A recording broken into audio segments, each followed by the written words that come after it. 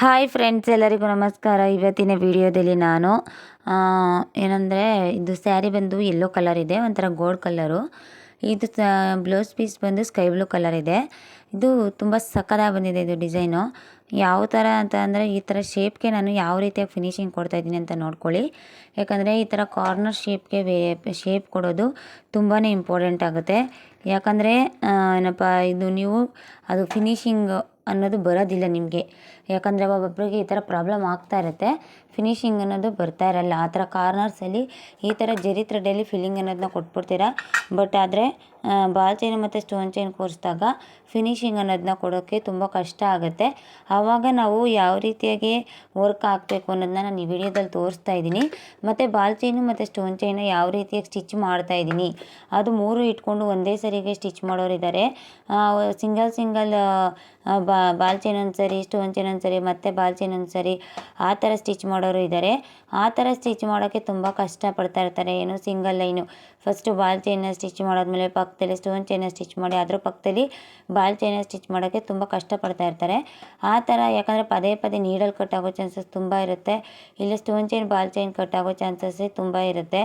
ಆವಾಗ ಬೇಜಾರಾಗ್ತಾ ಇರುತ್ತೆ. ಏನಂತಂದರೆ ಯಾವಾಗತ್ತ ಯಾರು ಸ್ಟೋನ್ ಚೈನ್ ಬಾಲ್ ಚೈನ್ನ ಸ್ಟಿಚ್ ಮಾಡ್ತಾರೆ, ಈ ಥರ ಪದೇ ಪದೇ ನೀಡಲ್ ಕಟ್ ಆಗ್ತಾಯಿದೆ ಮತ್ತು ದಾರ ನೀಟಾಗಿ ಕುತ್ಕೋತಾ ಇಲ್ಲ, ಏನು ಮಾಡೋದು ಅಂತ ತುಂಬ ಜನ ಬೇಜಾರು ಮಾಡ್ಕೋತಾ ಇರ್ತೀರ. ಆ ಥರ ಇದ್ದಾಗ ನಾವು ನಿಧಾನದಲ್ಲಿ ಮಾಡಬೇಕು. ಸ್ವಲ್ಪ ನೀಡಲ್ನ ಬಿಟ್ಕೊಂಡು ಎಕ್ಸ್ಪೀರಿಯೆನ್ಸ್ ಆಗದೇ ನಾವು ಸಿಂಗಲ್ ಲೈನು ಬಾಲ್ ಚೈನು ಮತ್ತು ಸ್ಟೋನ್ ಚೈನು ಮತ್ತು ಬಾಲ್ ಚೈನ್ ಆ ಥರ ಸಿಂಗಲ್ಲಾಗಿ ಸ್ಟಿಚ್ ಮಾಡೋಕ್ಕಾಗಲ್ಲ. ಯಾಕಂದರೆ ಅದು ನೀಡಲ್ಲಿ ಯಾವ ಪೊಸಿಷನಲ್ಲಿ ಹೋಗ್ತಾ ಇರುತ್ತೆ ಅಂತ ನಮ್ಗೆ ಅವಾಗ ಗೊತ್ತಾಗ್ತಾ ಇರಲ್ಲ. ನಾವು ಅದನ್ನು ಪೊಸಿಷನ್ಗೆ ತಗೊಂಡು ಎಂಬ್ರಾಯ್ಡ್ರಿ ಅನ್ನೋದನ್ನ ಮಾಡಬೇಕಾಗುತ್ತೆ. ಮೇಡಮ್ ಹಿಂದಿಯವರೆಲ್ಲ ನೋಡ್ತೀವಿ ತುಂಬ ಫಾಸ್ಟಾಗಿ ಮಾಡ್ತಾರೆ, ಅವ್ರದ್ದು ಬೇಗ ಆಗ್ಬಿಡುತ್ತೆ ಎಂಬ್ರಾಯ್ಡ್ರಿ ಅಂತ ಅಂತೀರ. ಅವ್ರಿಗೆ ನೀಡಲ್ ಪೊಸಿಷನ್ನು ಮತ್ತು ಕೆಳಗಡೆ ಟೆನ್ಷನ್ ಅಡ್ಜಸ್ಟ್ಮೆಂಟ್ನ ನೀಟಾಗಿ ಮಾಡ್ಕೋತಾ ಇರ್ತಾರೆ ಅವರು. ಅದು ವಿಡ್ತ್ ಅಡ್ಜಸ್ಟ್ಮೆಂಟ್ನ ಅವ್ರಿಗೆ ಮಾಡಿ ರೂಢಿ ಆಗಿಬಿಟ್ಟಿರುತ್ತೆ. ಈ ಥರದ್ಗೆ ಈ ಥರ ಕೊಟ್ಟರೆ ನೀಟಾಗಿ ಬರುತ್ತೆ ಅಂತ ಅವ್ರಿಗೆ ಅನಿಸ್ಬಿಟ್ಟಿರುತ್ತೆ. ಅದನ್ನು ಅದೇ ಥರ ಹೇಳ್ಕೊಂಡು ಹೋಗ್ತಾ ಇರ್ತಾರೆ ಅವರು. ನನಗೂ ಸ್ಟಾರ್ಟಿಂಗ್ ಈ ಥರ ಪ್ರಾಬ್ಲಮ್ ಆಗಿದೆ. ನನಗೂ ಅದೇ ಥರ ಅನಿಸ್ತಾಯಿತ್ತು, ಏನಿವರು ಇಷ್ಟು ಈಸಿಯಾಗಿ ಮೂವ್ ಮಾಡ್ತಾ ಇದ್ದಾರೆ ಮಿಷಿನ್ನ. ಆಮೇಲೆ ನೆಕ್ಸ್ಟು ಬಾಲ್ ಚೈನ್ ಸ್ಟೋನ್ ಚೈನ್ನ ಅವರು ಅಟ್ಯಾಚ್ ಮಾಡಬೇಕಾದ್ರೆ ಪದೇ ಪದೇ ದಾರ ಕಟ್ ಆಗ್ತಾಯಿಲ್ಲ, ಮತ್ತು ನೀಡಲ್ ಕಟ್ ಆಗ್ತಾಯಿಲ್ಲ, ಮತ್ತು stone chain ball chain damage ಆಗ್ತಾಯಿಲ್ಲ. ಎಷ್ಟು ನೀಟಾಗಿ ಬರ್ತಾಯಿದೆ ಇದು ಡಿಸೈನು ಅಂತ ನನಗೂ ಗಿಲ್ಟ್ ಫೀಲ್ ಆಗೋದು. ಯಾಕಂದರೆ ನಾವು ಪ್ರಾಕ್ಟೀಸ್ ಮಾಡ್ತಾ ಇರಬೇಕಾದ್ರೆ ಆ ರೀತಿಯಾಗಿ ಬರಲಿಲ್ಲ ಅಂದಾಗ ನಮಗೂ ಮನಸ್ಸಿಗೆ ತುಂಬ ಬೇಜಾರಾಗುತ್ತೆ. ಯಾಕಂದರೆ ಅಯ್ಯೋ ಬರ್ತಾ ಇಲ್ವಲ್ಲ ಯಾವ ರೀತಿಯಾಗಿ ಮಾಡೋದು ಅಂತ ಬೇಜಾರಾಗ್ಬಿಡುತ್ತೆ. ನೋಡಿ ನಾನು ಯಾವ ರೀತಿಯಾಗಿ ಮಾಡ್ತಾಯಿದ್ದೀನಿ ಅಂತ. ಕಾರ್ನರಲ್ಲಿ ನಾನು ನೀಟಾಗಿ ತಿರುಗಿಸ್ಕೋತಾ ಇದ್ದೀನಿ. ಅಂದರೆ ನಾವು ಕಾರ್ನರ್ ಬಂದಾಗ ಏನು ಅದು ball chain stone chain attach ಮಾಡ್ಕೊಳ್ಳೋಕ್ಕೆ ಕಾರ್ನರ್ ಬರುತ್ತಲ್ಲ, ಆ ಕಾರ್ನರ್ ಹತ್ರ ನೀಡಲ್ನ ಕೆಳಗಡೆ ಇಳಿಸ್ಕೋಬೇಕು. ಕೆಳಗಡೆ ಇಳಿಸ್ಕೊಂಡು ರಿಂಗ್ನ ತಿರುಗಿಸ್ಕೊಂಡು ಬಾಲ್ ಚೈನ್ನ ನಮ್ಗೆ ಯಾವ ಪೊಸಿಷನ್ ಬೇಕೋ ಆ ಪೊಸಿಷನ್ಗೆ ತಿರುಗಿಸ್ಕೊಂಡು ಒಂದೆರಡು ಪಾಯಿಂಟು ನೀಟಾಗಿ ಹಿಡ್ಕೋಬೇಕು. ಬಾಲ್ ಚೈನ್ ಹಿಡ್ಕೊಂಡು ನೀಟಾಗಿ ಸ್ವಲ್ಪ ಸ್ಲೋವಾಗಿ ಅಲ್ಲಿ ರನ್ ಮಾಡಿ, ಸ್ವಲ್ಪ ಇಲ್ಲಿ ಕಾರ್ನರ್ ಶೇಪ್ ಹತ್ರ ಸ್ಲೋವಾಗಿ ರನ್ ಮಾಡಿ. ಆ ಕಾರ್ನರ್ ಶೇಪ್ ಹತ್ರ ಜರಿ ಥ್ರೆಡ್ಡಲ್ಲಿ ಫಿಲ್ಲಿಂಗ್ ಆದಮೇಲೆ ನೆಕ್ಸ್ಟು ಸ್ಟೋನ್ ಚೈನ್ನ ಅಟ್ಯಾಚ್ ಮಾಡ್ಕೋಬೇಕು. ನೋಡಿ ನಾನು ಸಿಂಗಲ್ನೇ ಅಟ್ಯಾಚ್ ಮಾಡ್ತಾಯಿದ್ದೀನಿ ಈ ಡಿಸೈನ್ಗೆ ಅಂತಂದರೆ, ಕಾರ್ನರ್ಸಲ್ಲಿ ಮೂರೂ ಇವಾಗ ball chain stone chain ball chain ಮೂರು ಹಿಡ್ಕೊಂಡು ಎಂಬ್ರಾಯ್ಡ್ರಿನ ಮಾಡಬೇಕಾದ್ರೆ ಒಂದು ಸ್ವಲ್ಪ ಕಾರ್ನರ್ಸಲ್ಲಿ ಫಿನಿಶಿಂಗ್ ಅನ್ನೋದು ಹೋಗುತ್ತೇನೋ ಅಂದ್ಬಿಟ್ಟು ಈ ರೀತಿಯಾಗಿ ಮಾಡಿದೆ. ಬಟ್ ಅದನ್ನ ಇಟ್ಕೊಳ್ಳೋ ಪೊಸಿಷನ್ನಲ್ಲಿ ಮತ್ತು ಆ ದಾರ ಫಿಲ್ಲಿಂಗ್ ಕೊಡೋದ್ರಲ್ಲಿ ಎಕ್ಸ್ಪೀರಿಯೆನ್ಸ್ ಇರೋರು ಮೂರೂ ಒಂದೇ ಸರಿಗಿಟ್ಟು ಇದು ಬಾಲ್ ಚೈನ್ ಮತ್ತು ಸ್ಟೋನ್ ಚೈನ ಸ್ಟಿಚ್ ಮಾಡ್ತಾರೆ. ಬಟ್ ಆದರೆ ನಾನು ಅದು ಕಾರ್ನರ್ಸಲ್ಲಿ ಸ್ವಲ್ಪ ಶಾರ್ಪ್ನೆಸ್ ಇದ್ದರೆ ಚೆನ್ನಾಗಿರುತ್ತೆ, ನೀಟಾಗಿದ್ದರೆ ಚೆನ್ನಾಗಿರುತ್ತೆ ಅಂದ್ಬಿಟ್ಟು ಒಂದೊಂದೇ ಲೈನ್ನ ಸ್ಟಿಚ್ ಮಾಡ್ತಾಯಿದ್ದೀನಿ. ನೋಡಿ ನಾನು ಯಾವ ರೀತಿ ಸ್ಟಿಚ್ ಮಾಡ್ತಾಯಿದ್ದೀನಿ ಅಂತ. ಎಲ್ಲಾದರೂ ನೀಡಲ್ಲಿ ಹೋಗಿ ಆ ಬಾಲ್ ಚೈನ್ ಪಕ್ಕನೇ ಕೂತ್ಕೊಬಿಟ್ಟಾಗ ದಾರ ಕಟ್ ಆಗ್ತಾಯಿತ್ತು, ಇಲ್ಲದೇ ಇರುವಾಗ ನೀಟಾಗಿ ಈಸಿಯಾಗಿ ಹೋಗ್ತಾಯಿತ್ತು. ನಾನು ಇದನ್ನ ಬಾಲ್ ಚೈನ್ ಮತ್ತು ಸ್ಟೋನ್ ಚೈನ್ ಬಾಲ್ ಚೈನ್ನ ಮೂರೂ ಸಿಂಗಲ್ ಲೈನಾಗಿ ಅಟ್ಯಾಚ್ ಮಾಡೋಕ್ಕೆ ಅರ್ಧ ಗಂಟೆ ತೊಗೊಂಡಿದ್ದೆ ಬರೀ ಬ್ಯಾಕ್ಗೆ. ಅದಕ್ಕೆ ನೀವು ಅಷ್ಟೇ ಸ್ವಲ್ಪ ನಿಧಾನವಾಗಿಯೇ ಅದನ್ನು ಅಟ್ಯಾಚ್ ಮಾಡಿ, ತುಂಬ ಫಾಸ್ಟಾಗೇನು ಅಟ್ಯಾಚ್ ಮಾಡೋಕ್ಕೆ ಹೋಗಬೇಡಿ, ಸ್ವಲ್ಪ ಸ್ಲೋವಾಗಿ ಮಾಡಿ. ಯಾಕಂದರೆ ತುಂಬ ಫಾಸ್ಟಾಗಿ ಮಾಡೋಕ್ಕೆ ಹೋಗಿ ಪದೇ ನೀಡೆಲ್ಲ ಕಟ್ ಮಾಡಿಕೊಂಡ್ರೆ ಒಂದು ನೀಡಲ್ ಬಂದರೂ 10 ರೂಪಾಯಿ 15 ರೂಪಾಯಿ ಇರುತ್ತೆ. ಆ ನೀಡಲ್ನ ಕಟ್ ಆದರೆ ನಿಮಗೆ ಲಾಸ್ ಆಗುತ್ತೆ. ಅದಕ್ಕೆ ಹೇಳ್ತಾ ಇರೋದು ನಿಧಾನದಲ್ಲಿ ಸ್ವಲ್ಪ ಅಟ್ಯಾಚ್ ಮಾಡಿ. ನೋಡಿ ಅಲ್ಲಿ ನಾನು ನೀಡಲ್ನ ಕೆಳಗಡೆ ಇಳಿಸ್ಕೊಂಡು ಯಾವ ರೀತಿಯಾಗಿ ತಿರುಗಿಸ್ಕೋತಾ ಇದ್ದೀನಿ ಅಂತ. ಒಂದೊಂದು ಸರಿ ನಾನು ನೀಡಲ್ನ ಕೆಳಗಡೆ ಇಳಿಸ್ಕೊಂಡು ತಿರ್ಸ್ಕೊಂಡ್ರು ಕೂಡ ನನಗೆ ಆ ಪೊಸಿಷನ್ ಅನ್ನೋದು ಶೇಪ್ ಅನ್ನೋದು ನನಗೆ ಪ್ರಾಕ್ಟೀಸ್ ಆಗಿದೆ. ಅದನ್ನು ನಾನು ಸ್ವಲ್ಪ ನೀಟಾಗಿ ಮಾಡ್ತಾ ಹೋಗ್ತೀನಿ, ಏನೂ ಪ್ರಾಬ್ಲಮ್ ಇಲ್ಲ. ನೋಡಿ ಅಲ್ಲಿ ಸಿಕ್ಕೊಂಡಾಗ ಅಂದರೆ ನೀಡಲ್ಲಿ ಹೋಗಿ ಬಾಲ್ ಚೈನ್ ಪಕ್ಕಕ್ಕೆ ಒಂಚೂರು ಟಚ್ ಆದಾಗ ದಾರ ಅನ್ನೋದು ಕಟ್ ಆಗ್ತಾಯಿತ್ತು. ಬಟ್ ಆದರೆ ನಾನು ಅದನ್ನ ಅಡ್ಜಸ್ಟ್ ಮಾಡಿಕೊಂಡು ಮಾಡ್ತಾ ಹೋದೆ. ಇದು ಕಸ್ಟಮರ್ ವೇರ್ ಮಾಡಿದಾಗ ಕೂಡ ತುಂಬ ಮಸ್ತಾಗಿ ಕಾಣಿಸ್ತಾಯಿತ್ತು. ಏನೋ ಇದು ವರ್ಕು ತುಂಬ ಇಷ್ಟನೇ ಆಯಿತು, ಯಾಕಂದರೆ ಅಷ್ಟು ಚೆನ್ನಾಗಿ ಬಂತು. ಅದು ಡಿಸೈನು ಸೂಪರ್ ಮಸ್ತಾಗಿತ್ತು, ನನಗೂ ಸಖತ್ ಇಷ್ಟ ಆಯಿತು. ಈ ಥರ ಶೇಪ ಕೊಟ್ಟರೆ ನೀಟಾಗಿ ಬರುತ್ತಾ ಏನು ಅಂತ ಅನ್ನೋದ್ರಲ್ಲಿದ್ದೆ. ಬಟ್ ಆದರೆ ಇವಾಗೆಲ್ಲ ಏನಪ್ಪ ಬ್ಯಾಕ್ ಸೈಡು ಇವಾಗ ಬೋಟ್ ನೆಕ್ಕಲ್ಲಿ ಡಿಫ್ರೆಂಟ್ ಶೇಪ್ಸ್ ಎಲ್ಲ ಬಂದಿದೆಯಲ್ಲ, ಏನೋ ಇದು ಕಟ್ ವರ್ಕ್ ಆಗಿರ್ಬೋದು, ಮತ್ತು ನೆಕ್ಸ್ಟು ಟೆಂಪಲ್ ಶೇಪಲ್ಲೇ ಇನ್ನೊಂದು ಕಟ್ ವರ್ಕ್ ಡಿಸೈನು, ಆ ರೀತಿಯದಕ್ಕೆಲ್ಲ ಎಂಬ್ರಾಯ್ಡ್ರಿ ಮಾಡಿ ಕೊಡಬೇಕು ಕಸ್ಟಮರ್ಗೆ. ಯಾಕಂದರೆ ಆ ಥರ ಎಲ್ಲ ಟ್ರೈ ಮಾಡಿದಾಗ ನಮಗೆ ಒಂದು ಹೊಸ ಎಕ್ಸ್ಪೀರಿಯೆನ್ಸ್ ಅನ್ನೋದಾಗುತ್ತೆ. ತುಂಬ ಚೆನ್ನಾಗಿ ಬರುತ್ತೆ ಡಿಸೈನ್ಸ್ ಎಲ್ಲ. ಆವಾಗ ನಮಗೂ ನೋಡೋರ್ಗೂ ಇಷ್ಟ ಆಗುತ್ತೆ, ಮತ್ತು ವೇರ್ ಮಾಡೋರ್ಗೂ ಇಷ್ಟ ಆಗುತ್ತೆ. ಆ ರೀತಿಯಾದ ಡಿಸೈನ್ಸ್ ಎಲ್ಲ ಟ್ರೈ ಮಾಡಬೇಕು. ತುಂಬ ಜನ ಏನಪ್ಪ ಪ್ರಾಕ್ಟೀಸ್ ಮಾಡಲೇಬೇಕು.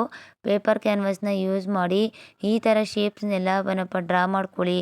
ಏನೋ ಒಂದು ವೇಸ್ಟ್ ಪೀಸ್ ಮೇಲೆ ಚಿಕ್ಕದಾಗಿ ಡ್ರಾ ಮಾಡಿಕೊಂಡು ಚಿಕ್ಕದಾಗೆ ಪ್ರಾಕ್ಟೀಸ್ ಮಾಡಿ. ಅತಿ ದೊಡ್ಡದಾಗೇನು ಪ್ರಾಕ್ಟೀಸ್ ಮಾಡೋಕ್ಕೆ ಹೋಗಬೇಡಿ. ತುಂಬ ದೊಡ್ಡದಾಗಿ ನಾವು ಪ್ರಾಕ್ಟೀಸ್ ಮಾಡಿದ್ವಿ ಅಂತಂದರೆ ಏನಾಗುತ್ತೆ ಅಂದರೆ ತುಂಬ ಅಂದರೆ ಮೆಟೀರಿಯಲ್ಸ್ ಎಲ್ಲ ಬೇಕಾಗುತ್ತೆ, ಮತ್ತು ತುಂಬ ಇದು ಟೈಮ್ ಎಲ್ಲ ತೊಗೊಳುತ್ತೆ.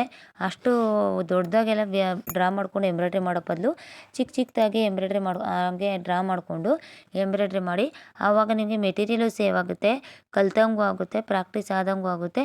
ಅದಕ್ಕೆ ಹೇಳ್ತಾ ಇರೋದು, ಈ ರೀತಿಯಾದ ಡಿಸೈನ್ಸ್ ಎಲ್ಲ ನೀವು ನೀಟಾಗೆ ಮಾಡಬೇಕು, ಓಕೆನಾ. ನೀಟಾಗೆ ಫಿನಿಶಿಂಗ್ ಅನ್ನೋದನ್ನ ಕೊಡಬೇಕು. ಕಸ್ಟಮರ್ಗೆ ನಾವು ರೆಡಿ ಮಾಡಿ ಕೊಡ್ತಾ ಇದ್ದೀವಿ ಅಂದರೆ ಒಂದು ಅಟ್ರಾಕ್ಷನ್ ಲುಕ್ ಅನ್ನೋದು ಬರಬೇಕು.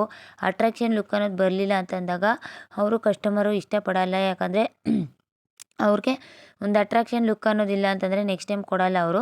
ಅದಕ್ಕೆ ನೋಡಿ ಅಲ್ಲಿ ಬಾಲ್ ಚೈನ್ನ ನಾನು ಯಾವ ರೀತಿಯಾಗಿ ಅಟ್ಯಾಚ್ ಮಾಡ್ತಾಯಿದ್ದೀನಿ ಅಂತ. ಈಗ ಬಾಲ್ ಚೈನ್ ಆಯಿತು, ಸ್ಟೋನ್ ಚೈನ್ ಆಯಿತು, ಅದ್ರ ಪಕ್ಕ ಮತ್ತೆ ಬಾಲ್ ಚೈನ ಅಟ್ಯಾಚ್ ಮಾಡ್ತಾಯಿದ್ದೀನಿ. ಒಂದು ಗ್ರ್ಯಾಂಡ್ ಲುಕ್ ಅನ್ನೋದು ಕಾಣಿಸ್ತಾಯಿತ್ತು. ನನಗೆ ಹ್ಯಾಂಡ್ ವರ್ಕ್ ಬ್ಲೌಸ್ ಡಿಸೈನ್ಗಿಂತ ನನಗೆ ಈ ಥರ ಮಷಿನ್ ವರ್ಕ್ ಬ್ಲೌಸ್ ಡಿಸೈನೇ ತುಂಬ ಇಷ್ಟ ಆಗುತ್ತೆ. ಯಾಕಂದರೆ ಇದು ಬೇಗನೆ ಕೆಲಸ ಆಗುತ್ತೆ, ಮತ್ತು ನೋಡೋರ್ಗೂ ಕೂಡ ಒಂದು ಲುಕ್ ಅನ್ನೋದು ಕಾಣಿಸುತ್ತೆ. ಬಟ್ ಆದರೆ ಹ್ಯಾಂಡ್ ಎಂಬ್ರಾಯ್ಡ್ರಿ ಆ ಥರ ಎಲ್ಲ ನೋಡೋರ್ಗೂ ಲುಕ್ಕಾಗಿ ಕಾಣಿಸುತ್ತೆ, ಒಂದೊಂದ್ಸರಿ ನೋಡೋರಿಗೆ ಲುಕ್ಕಾಗಿ ಕಾಣಿಸಲ್ಲ. ಯಾಕಂದರೆ ಬೀಡ್ಸನ್ನ ಅದನ್ನೆಲ್ಲ ಸ್ಟಿಚ್ ಮಾಡಿರ್ತೀವಿ, ಕೆಲವೊಬ್ಬರಿಗೆ ಇಷ್ಟ ಆಗುತ್ತೆ, ಕೆಲವೊಬ್ರಿಗೆ ಇಷ್ಟ ಆಗಲ್ಲ. ಇದು ಮಷಿನ್ ಎಂಬ್ರಾಯ್ಡ್ರಿ ಹಂಗಲ್ಲ, ಅವರು ಕಸ್ಟಮರು ವೇರ್ ಮಾಡಿದಾಗ ಒಂದು ಅಟ್ರಾಕ್ಷನ್ ಲುಕ್ ಅಂತ ಬರುತ್ತೆ. ಅದ್ರಲ್ಲಿ ತುಂಬ ಟೈಮ್ಗಳು ತಗೊಳುತ್ತೆ. ಹ್ಯಾಂಡ್ ಎಂಬ್ರಾಯ್ಡ್ರಿಲಿ ತುಂಬ ಟೈಮ್ ಅಂದರೆ ಜಾಸ್ತಿನೇ.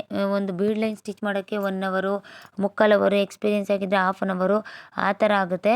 ಆ ಥರ ಎಲ್ಲ ಆದಾಗ ನಮಗೆ ತುಂಬ ಟೈಮ್ ವೇಸ್ಟ್ ಆಗುತ್ತೆ. ಯಾಕಂದರೆ ಬೇರೆ ಬ್ಲೌಸ್ಗಳ್ನ ನಾವು ಸ್ಟಿಚ್ ಮಾಡೋಕ್ಕಾಗಲ್ಲ. 1,500 2,000 ರೂಪಾಯಿನ ಬ್ಲೌಸ್ಗೆ ನಾವು ವರ್ಕ್ ಹಾಕೋಕ್ಕೆ ಹೋಗಿ 3,000 4,000 ರೂಪಾಯಿನ ಕಳ್ಕೊಬೇಕಾಗುತ್ತೆ. ಯಾಕಂದರೆ ನಾರ್ಮಲ್ ಬ್ಲೌಸ್ ಸ್ಟಿಚ್ ಮಾಡಿದ್ರೆ ನಮ್ಗೆ ಅಷ್ಟೊಂದು ಅಮೌಂಟ್ ಅರ್ನಿಂಗ್ಸ್ ಆಗುತ್ತೆ. ಆ ಬ್ಲೌಸ್ನ ನಾವು ಪ್ರಿಪೇರ್ ಮಾಡೋದಕ್ಕೆ ಒಂದು 2 ಡೇಸ್ ಆದರೂ ಆಗುತ್ತೆ. ಅದಕ್ಕೋಸ್ಕರ ಹೇಳ್ತಾ ಇದ್ದೀನಿ, ಹ್ಯಾಂಡ್ ಎಂಬ್ರಾಯ್ಡ್ರಿ ಸ್ವಲ್ಪ ರಿಸ್ಕೆ, ಮಷಿನ್ ಎಂಬ್ರಾಯ್ಡ್ರಿ ಇದು ಬೆಟರು. ಕರ್ವ್ ನಾನು ಡ್ರಾ ಮಾಡ್ಕೊಂಡಿದ್ದೀನಿ. ಆ ಕರ್ವ್ ಲೈನ್ ಮೇಲೆ ಗೋಲ್ಡ್ ಕಲರ್ ಜರಿ ಥ್ರೆಡ್ಡಲ್ಲಿ ಫಿಲ್ಲಿಂಗ್ ಅನ್ನೋದನ್ನ ಕೊಡ್ತಾಯಿದ್ದೀನಿ. 0 to 3, 3 to 0.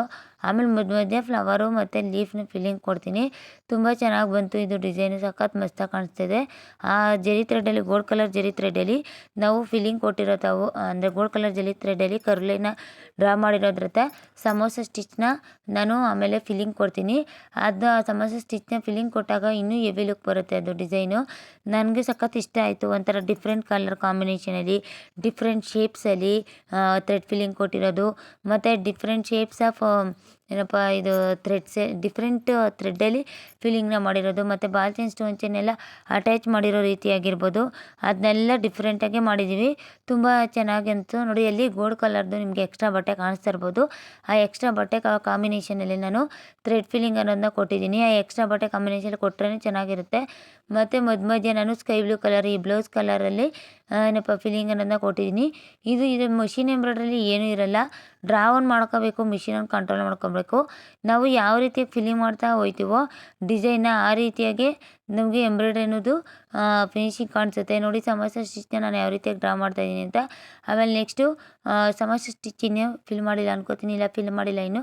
ಇದು ಗೋಲ್ಡ್ ಕಲರ್ ಜರಿ ಥ್ರೆಡ್ಡಲ್ಲೇ ಈ ಥರ 3 ಡಾಟ್ಸ್ನ ಮಧ್ಯೆ ಡ್ರಾ ಮಾಡ್ತಾಯಿದ್ದೀನಿ.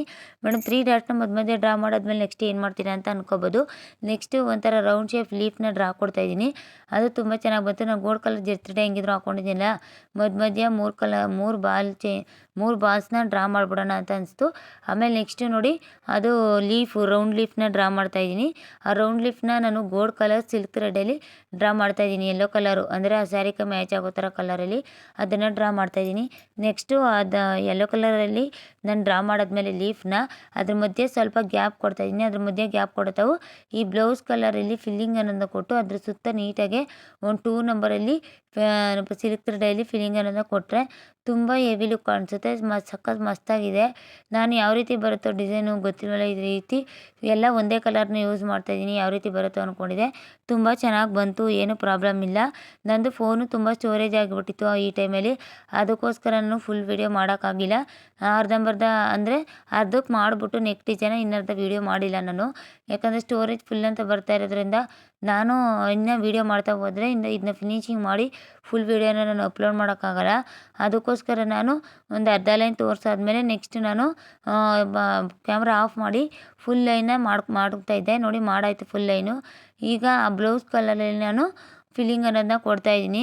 ಆ ಬ್ಲೌಸ್ ಕಲರಲ್ಲಿ ಸಮೋಸ ಸ್ಟಿಚ್ ಅನ್ನೋದನ್ನ ಫಿಲ್ಲಿಂಗ್ ಮಾಡ್ತಾಯಿದ್ದೀನಿ. ಆ ಸಮೋಸ ಸ್ಟಿಚ್ ಅನ್ನೋದನ್ನ ಫಿಲ್ಲಿಂಗ್ ಮಾಡಿದ್ಮೇಲೆ ಅದು ಹೆವಿ ಲುಕ್ ಅನ್ನೋದು ಬರ್ತಾಯಿದೆ. ತುಂಬ ಚೆನ್ನಾಗಿದೆ, ನನಗೂ ಸಖತ್ತು ಇಷ್ಟ ಆಯಿತು. ಆಮೇಲೆ ಇವಾಗ ಫೋನು ಸ್ಟೋರೇಜ್ ಎಲ್ಲ ಕ್ಲಿಯರ್ ಮಾಡಿದ್ದೀನಿ. ವೀಡಿಯೋಸ್ ಅಪ್ಲೋಡ್ ಮಾಡಿರೋದನ್ನೆಲ್ಲ ಡಿಲೀಟ್ ಮಾಡಿಬಿಟ್ಟಿದ್ದೀನಿ. ಈಗ ನೆಕ್ಸ್ಟ್ ನಾನು ಹೊಸ ವೀಡಿಯೋಸ್ನ ವೀಡಿಯೋ ಮಾಡಿ ಹಾಕ್ತೀನಿ, ಅದನ್ನ ನೋಡಿ ಕಲಿಯೋರಂತೆ. ಈ ರೀತಿಯಾದ ಡಿಸೈನ್ಸ್ನ ಪ್ರಾಕ್ಟೀಸ್ನ ನೀವು ಕೊಟ್ಟು ತುಂಬ ದಿನಗಳೇ ಆಗೋಯಿತು, ಒಂದು 2-3 ತಿಂಗಳೇ ಆಗೋಯಿತು. ನೋಡಿ ನಾನು ಈ ಡಿಸೈನ ಪ್ರಾಕ್ಟೀಸ್ಗೆ ಅಂದ್ಬಿಟ್ಟು ಈ ಡಿಸೈನ್ನ ನಾನು ನಿಮಗೆ ತೋರಿಸ್ತಾ ಇದ್ದೀನಿ. ಈ ರೀತಿಯಾದ ಡಿಸೈನ್ಸ್ ಎಲ್ಲ ವೇಸ್ಟ್ ಕ್ಲಾತ್ ಮೇಲೆ ಪ್ರಾಕ್ಟೀಸ್ ಮಾಡಿ ನೆಕ್ಸ್ಟು ಬ್ಲೌಸ್ ಮೇಲೇ ಅಂದರೆ ಇವಾಗ ಸ್ಟಿಚ್ ಆಗಿರೋ ಬ್ಲೌಸ್ ಮೇಲೂ ಕೂಡ ಟ್ರೈ ಮಾಡ್ಬೋದು.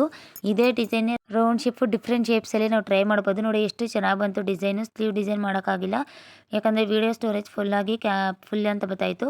Thank you so much all of you. Comments ಮಾಡಿ, ಏನಾದರೂ ಡೌಟ್ಸ್ ಇದ್ದರೆ ಕ್ಲಾರಿಫೈ ಮಾಡ್ಕೊಳ್ಳಿ. Thank you all, bye bye, love you. Comments ಮಾಡೋದನ್ನ ಮರಿಬೇಡಿ ಹೇಗಿತ್ತು ಅಂತ. Thank you.